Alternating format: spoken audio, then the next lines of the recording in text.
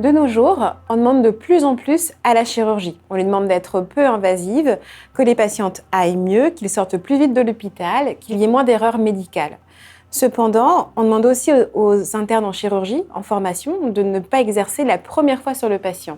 D'où l'intérêt de créer des univers de simulation où chirurgiens et chercheurs en traitement du signal peuvent travailler ensemble afin de qualifier, quantifier le geste et la procédure chirurgicale dans le but d'améliorer les pratiques en formation initiale mais aussi en formation continue pour les chirurgiens.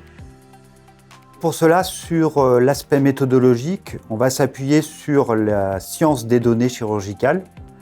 Et la science des données chirurgicales consiste à analyser des données qu'on va capturer soit sur des simulateurs pendant l'entraînement, soit, et on le verra à la fin, sur des systèmes de robotique qui nous donnent accès à la pratique chirurgicale.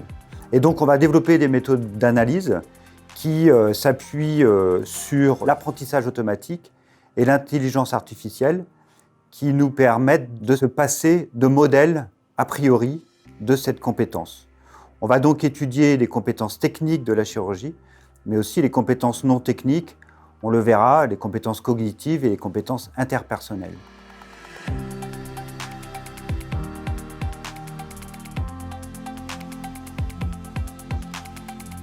Le problème dans notre formation d'e-Bud, c'est qu'on apprend directement sur le patient.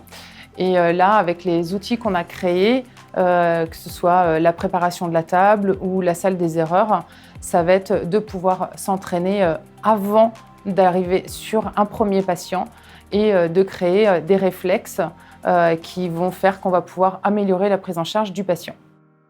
Tout d'abord, il va y avoir l'apprentissage des procédures avec la répétition des gestes. Et puis, on va avoir aussi un autre aspect, tout ce qui est compétences non techniques, l'apprentissage des comportements adaptés à chaque situation, à chaque intervention, pour permettre par la suite une meilleure prise en charge du patient en salle d'intervention. Les enjeux méthodologiques ici sont nombreux. Le premier enjeu qu'on a abordé était de travailler sur le réalisme de ces environnements virtuels, et non pas tant le réalisme en termes visuels, mais le réalisme en termes procédural. Et donc on a proposé une méthodologie originale qui, à partir de la collecte et l'analyse de données réelles, de procédures réelles, permettent de synthétiser dans un modèle générique la variabilité procédurale. Ce modèle générique est donné en entrée de ces simulateurs de réalité virtuelle. Le deuxième enjeu est de mettre en place des moyens pour collecter toutes les informations de cet environnement virtuel et de les utiliser pour évaluer automatiquement et objectivement les performances.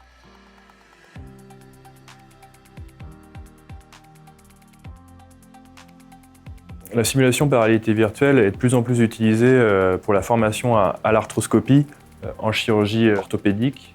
Mais malgré son utilisation croissante, il y a peu d'études qui évaluent la transposition des performances du simulateur au bloc opératoire. L'objectif de ma thèse est de démontrer cela à travers plusieurs études.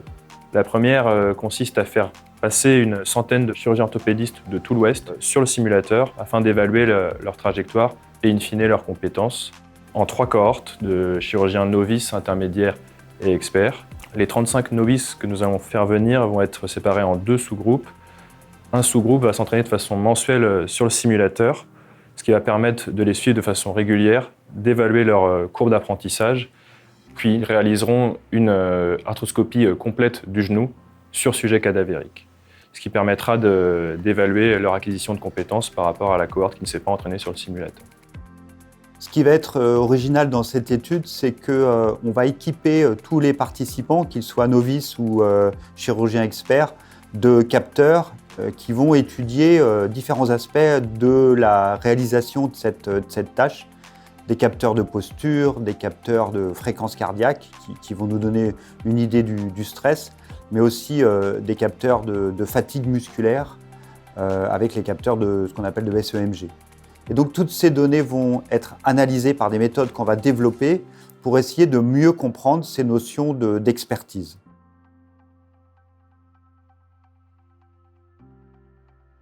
La chirurgie robotique offre de nombreux avantages. En plus d'être mini-invasive, elle permet une magnification de l'image, mais également de gestes beaucoup plus précis, sûrs, fiables, avec les bras du robot et des instruments qui sont articulés. On peut extraire les données objectives de ces bras du robot et vérifier quelles sont les issues cliniques. Grâce à cela, on pourra déterminer des trajectoires ou des gestuels qui sont plus efficaces que d'autres, donc standardiser des techniques ou créer des curriculums pour l'apprentissage. On a la chance ici d'avoir accès à une source de données unique qui consiste dans l'enregistrement des pratiques chirurgicales lors d'interventions réelles. Il va falloir qu'on développe des méthodes basées sur la science des données chirurgicales ou sur l'intelligence artificielle, des méthodes originales adaptées à ces données complexes.